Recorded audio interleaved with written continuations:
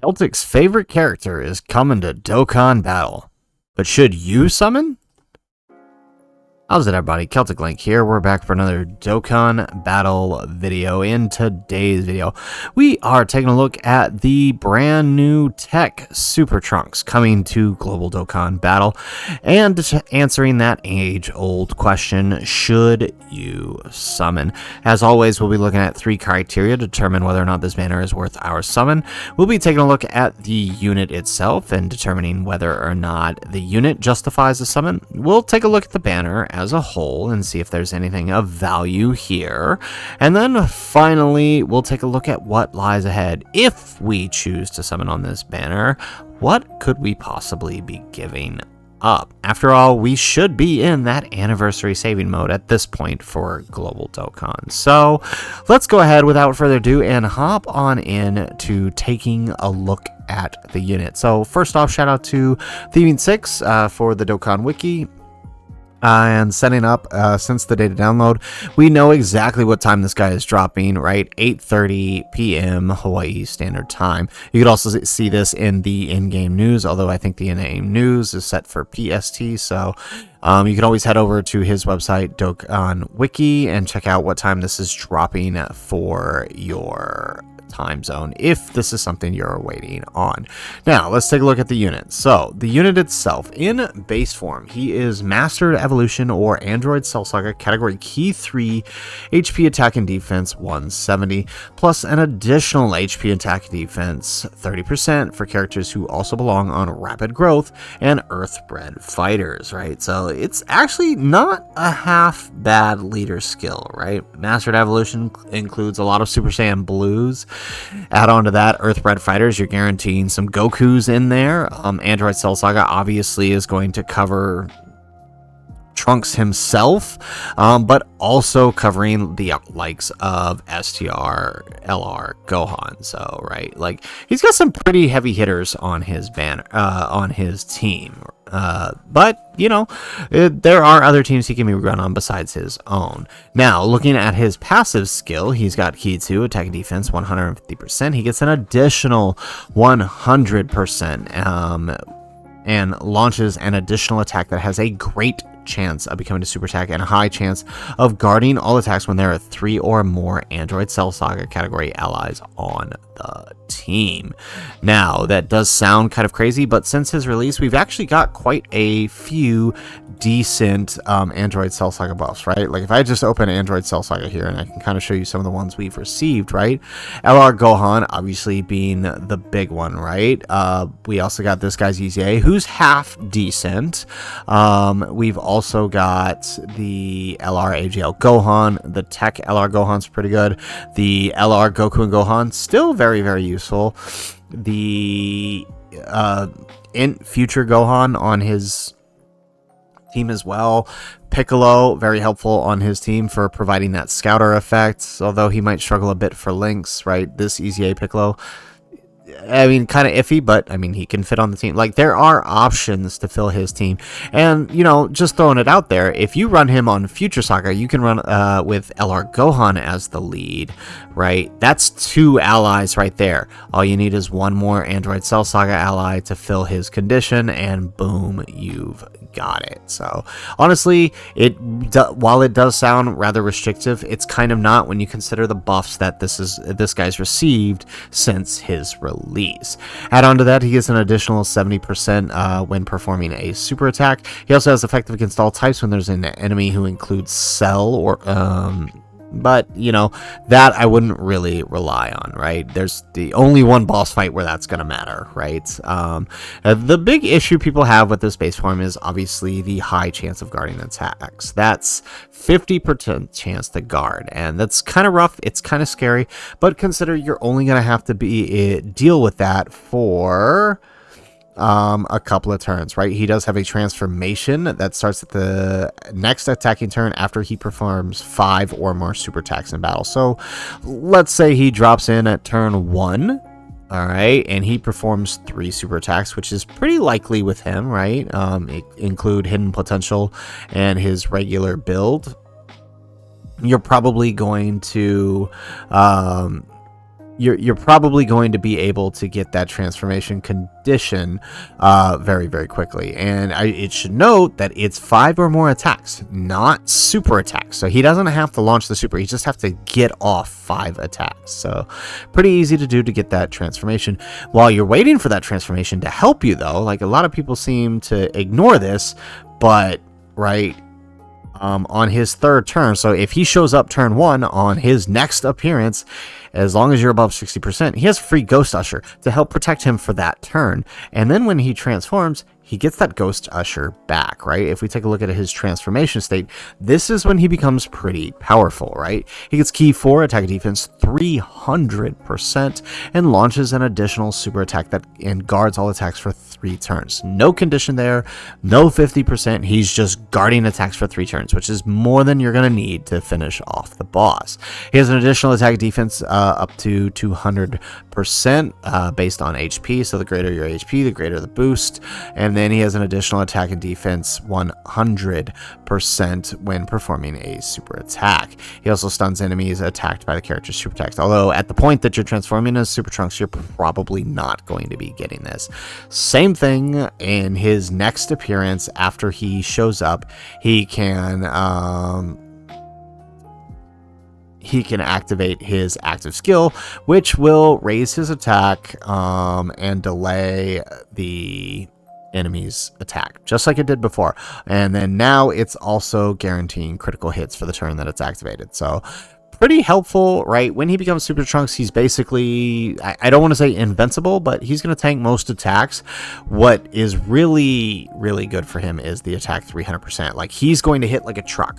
You just scratch that. He's going to hit like a truck carrying some trains, carrying some trucks, right? Like, he hits pretty darn hard. And, you know, it's worth the payoff. And realistically, I mean, again, if you're playing Trunks, you're probably only concerned about that first turn. And I can understand why that would be scary for most players, right? That 50% chance to guard on the turn 1. If he doesn't get that, things can be kind of scary for him, right? But otherwise, you've got no issues, right? Because you're going to have that Ghost Usher after that turn, and it's, you know, it's a non-issue. So in terms of power for the character, right, I'm going to go ahead and give a 1 in the summon for the character. If you're somebody looking out for characters, right, and you're trying to build your box, this dude is definitely a powerful unit that's very useful. I think the 50% chance to guard definitely gets overplayed as a flaw of his. It is a flaw, and it can be concerning, but it's not the end-all be-all, in my opinion. So, you know, is what it is. So I definitely give my thumbs up for the summon for the character. However, he does not exist on this banner alone, right? He is on this banner right here. So let's take a look at the banner and see what we're dealing with. So on the banner, we have the STR Kid Gohan, and I'm going to level with you. He's pretty bad, right? He had potential, right? His ability to heal is very, very helpful for keeping Trunks' active up. But he just doesn't have, he is an infinite attack stacker too, mind you. But he doesn't have the defense to back up that attack stat, right? He's not going to be stacking quick enough in the 3rd slot to mean anything. And he doesn't have enough defense to hold his own in slot 2. So, I mean, he's kind of rough. He helps a lot with Trunks' links, but that's about it, right? The rest of the banner, you have the return of STR 17 and 17, who fuse into Super 17. We have the Int Majin Vegeta, Super Vegeta, AGL Trunks, and AGL Gohan. Gohan can still kind of find some use in some of the older Red Zone events. 17 and 17, this being their first appearance. Well, actually, technically on JP, this was their first appearance. On Global, this will be their second reappearance, because we did get them back on Android 21's banner. So something worth noting here. So honestly, the banner's pretty rough. 17 and 17, I mean, they're in that situation that a lot of extreme units are in. They need super class enemies and a full extreme team to run well, and there just are no good super class fights. So they struggle in that regard, right? Because if they were able to consistently launch and those attacks and consistently dodge, they'd be in a lot better situation, especially because once they transform into Super 17, they're great. It's just getting to that point where they struggle.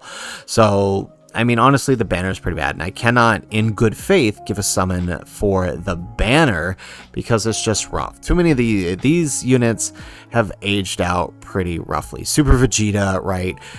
He was wrong place in a wrong time. He released just before the 7th anniversary and got aged out almost immediately. Same goes for the AGL Trunks.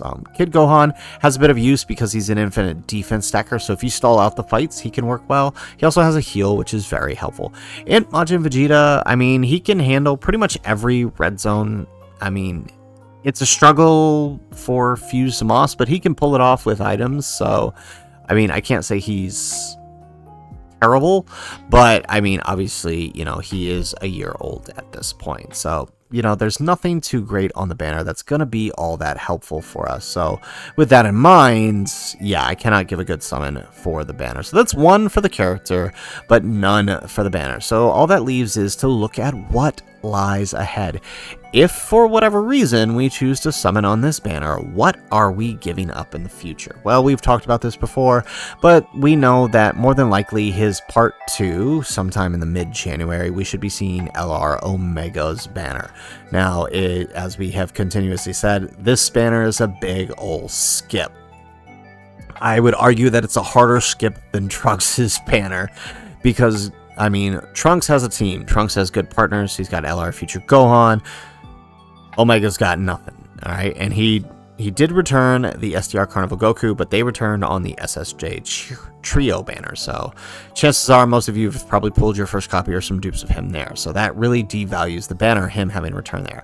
There's a possibility that they swap him out for like Kai Goku or something, but I don't see that as likely. I hope, but I don't see it as likely, meaning there isn't much value to this banner. It will be double rates though, so there is that to know.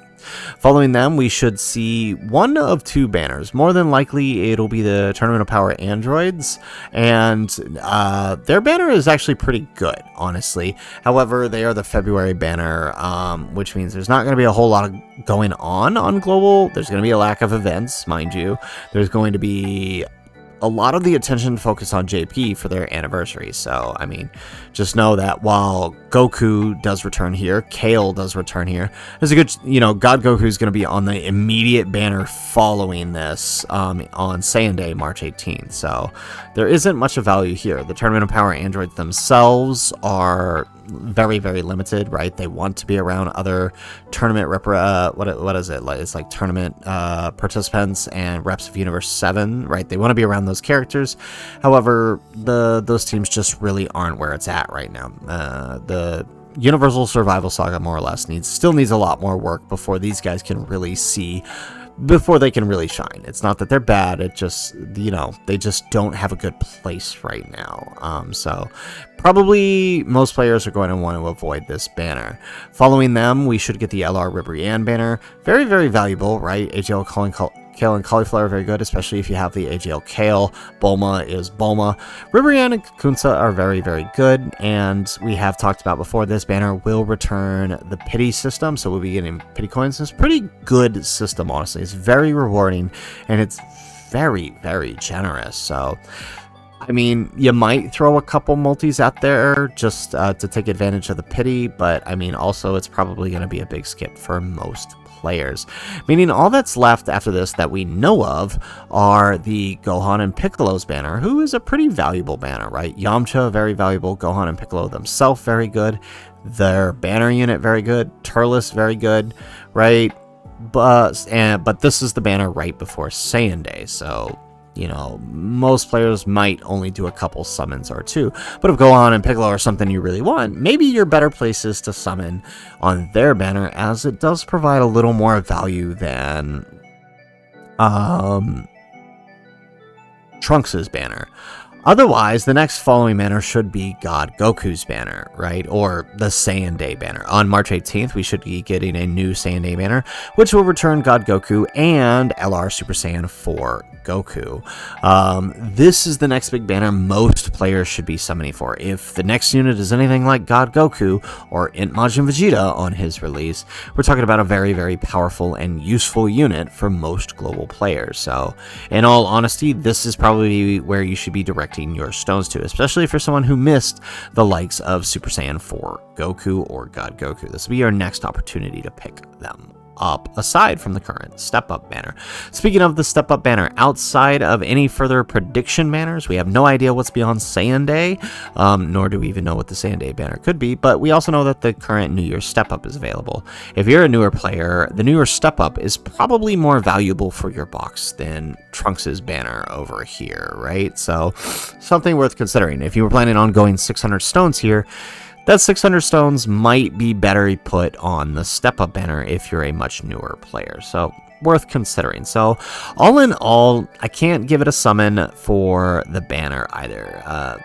Honestly, most global players should be in saving mode at this point, and Saiyan Day being a couple of months away, you're probably going to want to spend the majority of your stones there, if not here on the New Year's step-up. So what lies ahead? Too much more value elsewhere for me to give a recommendation here. So we've only got one in the category for summon for the character. Character is good, definitely worth it if you pick him up, but his banner and what lies ahead are far too, just far too out of the question. So given that, I'm going to go ahead and give one of the few times I say don't summon. Right? Now, I can't even, in good faith, give a tiered recommendation, knowing that the New Year's Step Up is currently available for most players, right?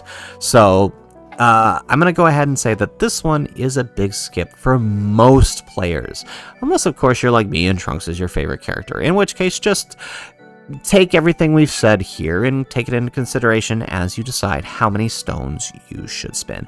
Realistically, I don't think you should spend any more than 250 stones on this banner. In 250 stones, if you don't pick up a featured unit, that's a good sign to stop. So I would say 250 stones at the max if you're somebody who likes this character. Otherwise, you know, kind of hold off. Something worth considering though, right? We know thanks to the data download, Proton 10MG, and the in-game news that there will be ticket packs available. So if you're pay to play, low to player, that is something you should consider, right? Maybe just grab the tickets, do your stone multis. There's a good chance there might be step ups for the banner. Doubt it'll be step up guaranteed featured, but I mean there could be some kind of discounted multis. There won't be any 3+1s or anything like that, but they could do your standard, you know, 110 stones for 3 rotations type deal, right? Who knows, but definitely pay to play, low to play. Probably a good idea to pick up the packs instead of spending a whole bunch of your stones here. I would also like to note that they may try to value up the banner by throwing in God Goku, right? If we look at previous January banners where the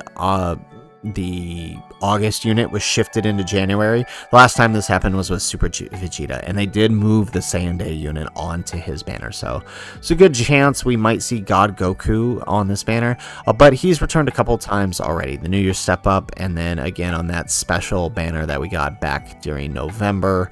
So if not God Goku, there's a good chance we could also see Fizz Turles return on this banner as the only returnable unit on Trunks' banner here. The STR 17 and 17 has already returned, so they could move up and bring the next one, which is Turles. So just throwing that out there. So with all that considered, as I said, I stand by my recommendation.